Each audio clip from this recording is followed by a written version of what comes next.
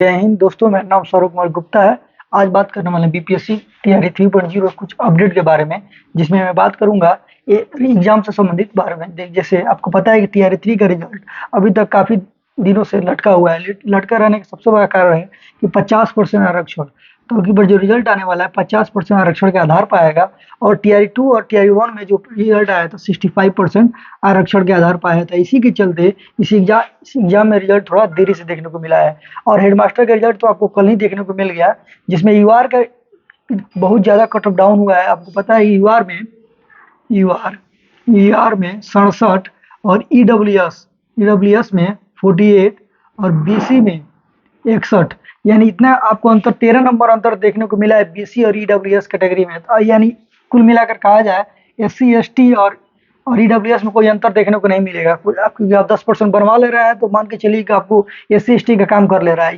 जहाँ तक नीतीश कुमार की बात किया जाए तो टीआर 3 का रिजल्ट 25 नवंबर से पहले आएगा, यानी नवंबर के अंतिम सप्ताह में आपको रिजल्ट देखने को बिल्कुल मिल जाएगा। और जो सबसे पहले जो रिजल्ट आएगा पीआरटी का ही आएगा, उसके बाद ही कुछ आएगा। तो आपको पता है पीआरटी में लगभग 28,000 वैकेंसी आया था। 28,000 में जो रोस्टर तैयार हुआ है 25,347 पदों पर रोस्टर तैयार हुआ है। तो यानी कुल मिलाकर पीआरटी में भी कुछ सीटें कम कर दिए गया है 3,000 के आसपास। इसको इसलिए कम किया गया कि टीआरई 4 में तो कहीं ना कहीं वैकेंसी चाहिए ना। तो 1 to 5 का सबसे पहले आयोग रिजल्ट 20 से 22 तक जारी कर देगा। 20 से 22 तक रिजल्ट 100% जारी कर देगा, क्योंकि कल ही के डेट में आयोग को भेज दिया गया है 50% आरक्षण के आधार पर। 1 से 5 को फाइनल रोस्टर, यानी फाइनल का मतलब 50% के आधार पर आयोग को प्राप्त हो गया है, यानी आयोग को प्राप्त हो गया है और जल्द ही बीपीएससी के साइट पर आपको देखने को मिल जाएगा। और इसी के आधार पर रिजल्ट इसका पहले आएगा। 6 to 8 का रोस्टर 4 नवंबर तक प्राप्त होगा, यानी 6 to 8 का 50% आरक्षण के आधार पर बहुत जल्दी देखने को मिल जाएगा। 4 से 5 नवंबर तक आपको देखने को मिल जाएगा।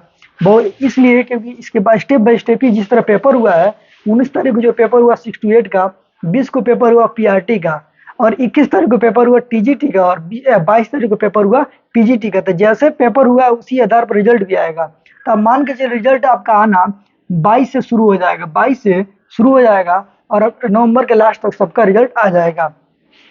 टीजीटी पीजीटी का रोस्टर, यानी कि इसका भी जो रोस्टर है 50%, इसमें कहा जा रहा है कि बैकलॉग सीटें इसमें ऐड करने के लिए, क्योंकि सबसे ज़्यादा सीटें टीजीटी में ही खाली हुआ है। जिस आधार पर बताया जा रहा है लगभग 4300 सीट टीजीटी में खाली हुआ है और 1500 के आसपास पीजीटी में खाली हुआ है। तो इसमें बैकलॉग सीटें जोड़ने की पूरी की उम्मीद है और 5 तक आयोग को प्राप्त हो जाएगा, यानी आयोग को प्राप्त हो जाएगा 5 तक।